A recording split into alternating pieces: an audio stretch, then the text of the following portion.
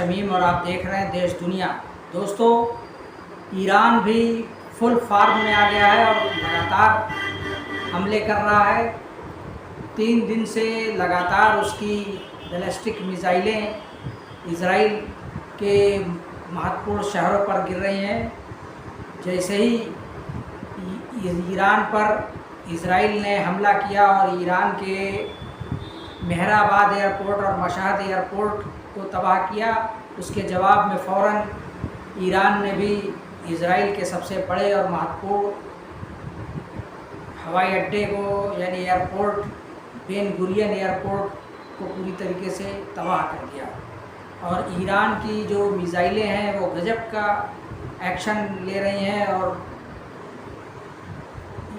Israel भले ही हवाई हमला कर रहा हो, उसकी एयरफोर्स मजबूत है, लेकिन उसके जवाब में ईरान की जो साइपरसोनिक और हाइपरसोनिक बैलिस्टिक मिसाइलें हैं वो कमाल का परिणाम दे रही हैं। और जो भी मिसाइलें वहाँ से फेंकी जा रही हैं 1500 से 2000 किलोमीटर दूर जाके वो इजराइल पर सटीक हमला कर रहे हैं। और इजराइल का इस वक्त तेल अवीव का उत्तरी इलाका हो, तेल अवीव हो या फिर हाइफा शहर हो, हाइफा पोर्ट हो, जाफा हो, एश्कलान हो या और भी कई महत्वपूर्ण शहर हैं, वो ईरान के मिसाइलों के निशाने पर हैं। और उसका जो है भयानक परिणाम सामने आ रहा है। इजराइल की बड़ी बड़ी ऊंची ऊंची इमारतें, मिलिट्री एयरबेस, हेडक्वार्टर्स सब ज़मींदोज़ हो गए हैं। और वहाँ का जो प्रधानमंत्री नेतन्याहू अपनी जनता को अकेला छोड़कर फरार हो गया और एथेंस में जाकर उसने शरण ली हुई है। इजराइल के राष्ट्रपति को भी सुरक्षित स्थान पर ले जाया गया है और उसकी करनी की वजह से, नेतन्याहू के सनकीपन की वजह से आज 10 लाख से ज़्यादा यहूदियों को बंकरों में शरण लेना पड़ रहा है और बार बार सायरन बज रहा है और वो इधर उधर भाग रहे हैं।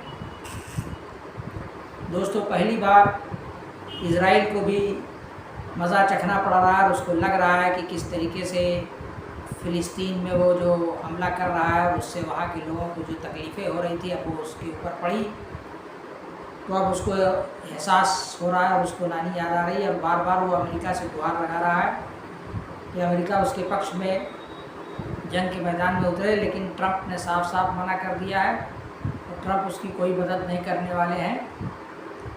और इधर ईरान के साथ रशिया खड़ा है। रशिया उसको हर तरह का गोला बारूद और मिसाइल सप्लाई कर रहा है, ड्रोन्स दे रहा है। चाइना से भी काफ़ी उसको मदद मिल रही है। और ईरान के जो प्रॉक्सी हैं उसमें से हूथी की तरफ से भी जवाब दिया जा रहा है। हूथी लगातार यमन से बैलिस्टिक मिसाइल दाग रहा है और रेड सी में जो भी जहाज़ इजराइल जा रहे हैं उन पर भी हमला कर रहा है। अब ईरान ने धमकी दे दी है कि अगर यही सही चलता रहा तो हम हुर्मुज़ जल डमरू मार्ग को बंद कर देंगे और अगर ऐसा हुआ तो बहुत नुकसान होगा। और जो माल उस रास्ते से दूसरे देशों को जाता है या पेट्रोल और तेल की सप्लाई होती है उस पर काफ़ी असर पड़ेगा और उसकी कीमतों में उछाल आएगा।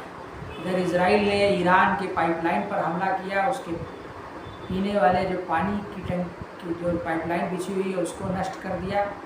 और तेल और प्राकृतिक गैस का जो रिफाइनरी है उस पर भी इजराइल ने धावा बोला, उस पर हमला बोला है। उसके जवाब में ईरान ने भी इजराइल के पावर हाउस पर हमला किया और उसकी रिफाइनरी पर हमला किया। दोस्तों, इस तरीके से ये जंग लगातार जारी है और भयंकर रूप अख्तियार करती जा रही है। और इसके साथ अगर दूसरे मुल्क भी आ गए, और इधर तो इस बार अरब मुल्क भी या तो खामोश हैं या फिर ईरान की तरफ हैं।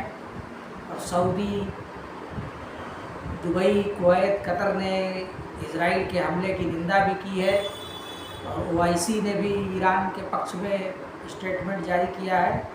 पाकिस्तान के प्रधानमंत्री शहबाज शरीफ ने भी कहा है कि वो पूरी तरीके से ईरान के साथ हैं। तो लिहाजा अगर इजराइल की तरफ से भी कुछ लोग सामने आते हैं तो रशिया भी मैदान में कूद पड़ेगा और चाइना मैदान में आ जाएगा, तो फिर थर्ड वर्ल्ड वार से कोई रोक नहीं सकेगा। दोस्तों, आपकी क्या राय है? आपको क्या लगता है इस जंग का क्या नतीजा निकलेगा? क्या इजराइल इस बार पूरी तरीके से तबाह और बर्बाद हो जाएगा और ईरान की फतेह होगी, या फिर ईरान को ही काफ़ी नुकसान उठाना पड़ेगा? आप अपने विचार को साझा करें। इस चैनल को ज़्यादा से ज़्यादा लाइक कीजिए, शेयर कीजिए। पहली बार अगर देख रहे हैं तो सब्सक्राइब कीजिए।